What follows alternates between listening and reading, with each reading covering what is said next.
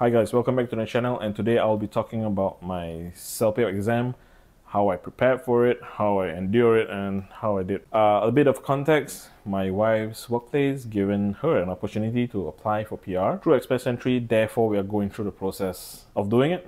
So one of the process is getting an English test done with a certain result, which is I think CLB 7 to 10. CELPIP being one of the easier English tests to pass or prepare, and that's why we went for it. Given that we are all mostly English speakers, if you're watching, you're mostly English speakers. We converse every day with English, but we still have the anxiety, of sitting for an exam and then to do very well for it. Not only because you want to have a perfect score for your PR application, but it reflects you as an English speaker itself. I mean, that's at least what I felt throughout the whole process, right? So we were pushing it back day after day, to schedule for a test. So what we did was my wife said, let's just put on the date, let's get it over with. And we book ourselves 2 weeks in advance for the exam, because if you don't set a date, you don't know when you're going to do it, you don't know when you're going to practice for it and prepare for it, right? Where we went for our CELPIP exam is Prometric. It's at Bloor, directly opposite the Royal Ontario Museum.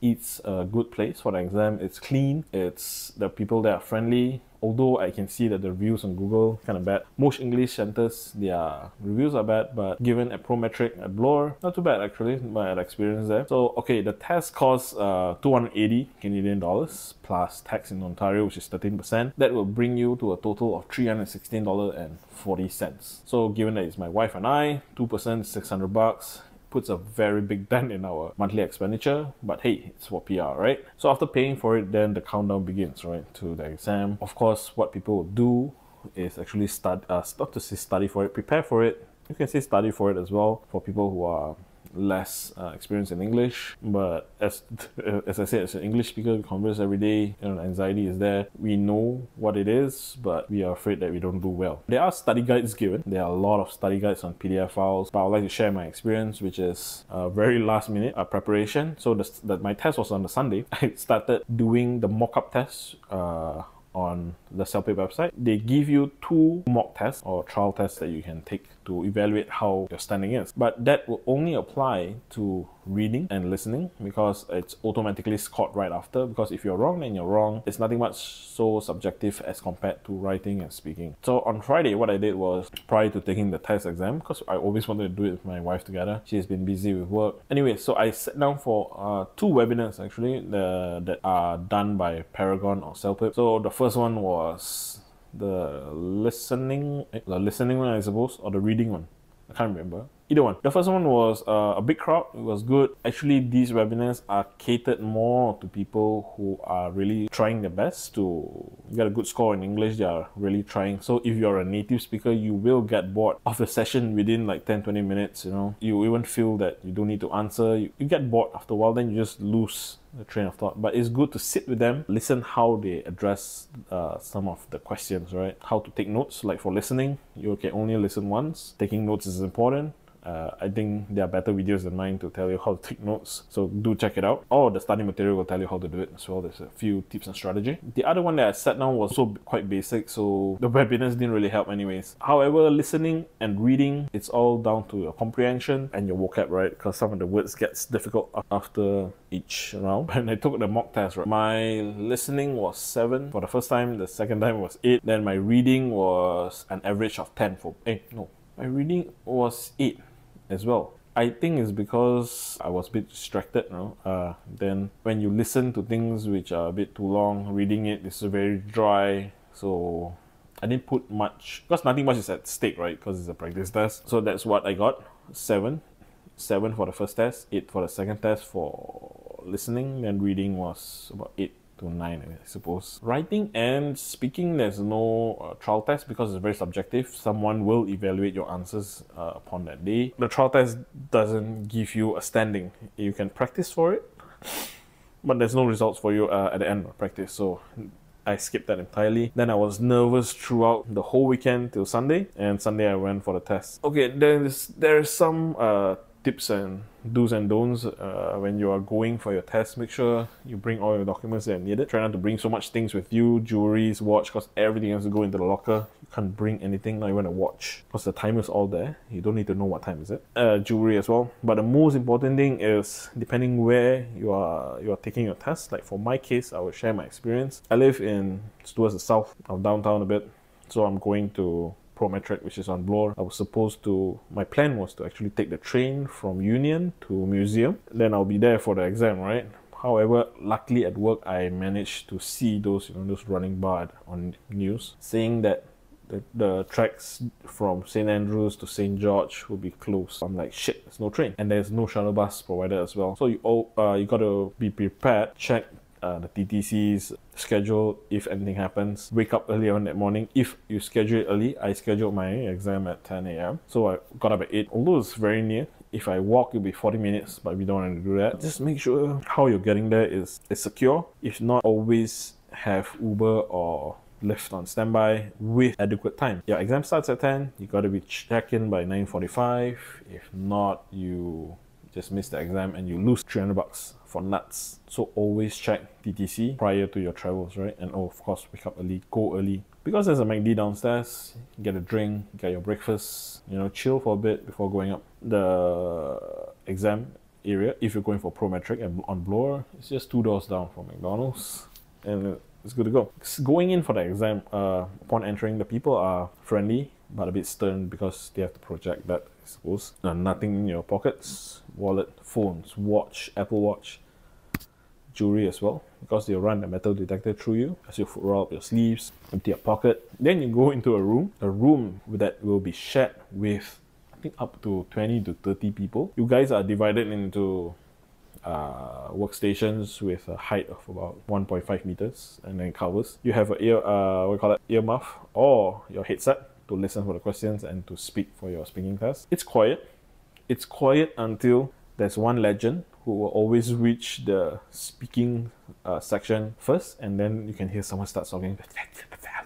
Depends on how your focus is, it's gonna bother you, It's not that loud, but you can hear there's like small whispers and stuff like that. But yeah, the exam goes from again, listening, reading, writing, and speaking, right? Okay, besides studying for all of it, preparing for the exam and all, on that day you just got to be very focused and take your time. You don't have to rush it, because you paid $300. You finish early, again, time doesn't carry forward for the next question. Everything still stays the same. Take your time.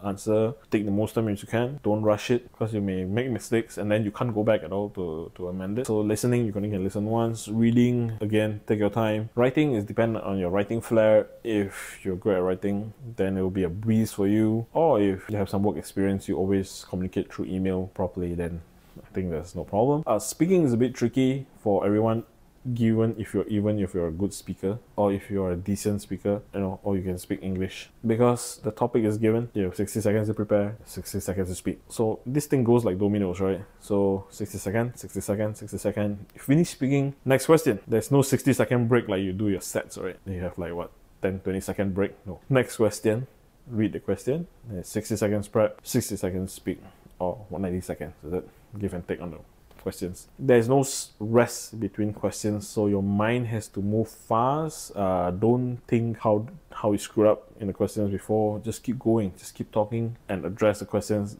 to the best of your ability. Again, preparation for speaking, I think there are better videos on how to address. I think I'll put some links at the bottom, videos that I use that helped me on my exams that day, I guess. Basically, you gotta answer directly as if you're speaking to a person, like talking to a friend. Hey Alex, you know what, I've done this, or so on and so forth. Don't talk in the third person, address directly. Again, I think other videos will do better than mine.